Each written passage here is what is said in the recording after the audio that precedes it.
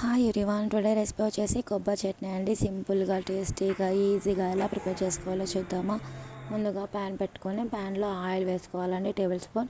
తర్వాత అందులోనే పల్లీలు కూడా వేసి వేయించుకోవాలి. ఈ విధంగా వేయించుకున్న తర్వాత ఓ ప్లేట్లోకి తీసి పక్కన ఉంచుకోవాలండి. తర్వాత వచ్చేసి అదే ప్యాన్లోనే మనం సన్నగా తరిగి పెట్టుకున్నటువంటి కొబ్బరి ముక్కలు కూడా యాడ్ చేసుకొని ఫ్రై చేసుకోవాలండి, పచ్చివాసన పోయేలాగా.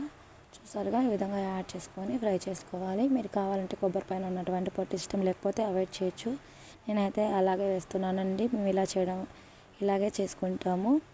ఈ విధంగా చేయడం వల్ల టేస్ట్ బాగుంటుందండి. మీరు కూడా డెఫినెట్గా ట్రై చేయండి. అదే ప్యాన్లోనే పచ్చిమిర్చి లేదా ఎండుమిర్చి వేసి ఫ్రై చేసుకోవాలండి. మనం కారం ఎంత తింటామో దానికి తగ్గట్లు నేనైతే ఎండుమిర్చి వేస్తున్నాను. మీరు కావాలంటే పచ్చిమిర్చి యూజ్ చేసుకోవచ్చు.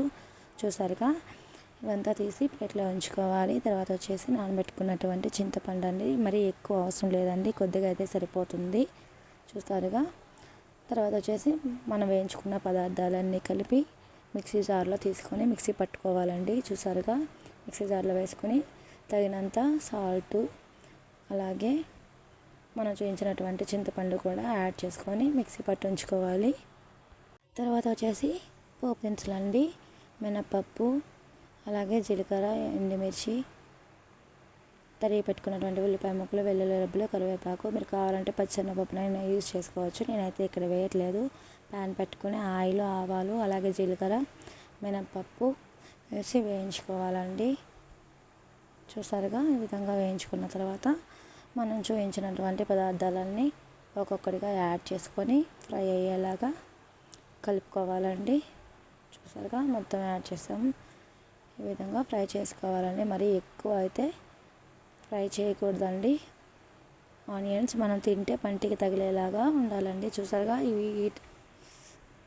విధంగా అయితే సరిపోతుందండి. ఇప్పుడు మనం పట్టి పెట్టుకున్నటువంటి కొబ్బరి చట్నీ ఏదైతే ఉందో అది ఇందులో యాడ్ చేసుకొని ఒక 2 నిమిషాల పాటు కలుపుకుంటే మన కొబ్బరి చట్నీ రెడీ అండి.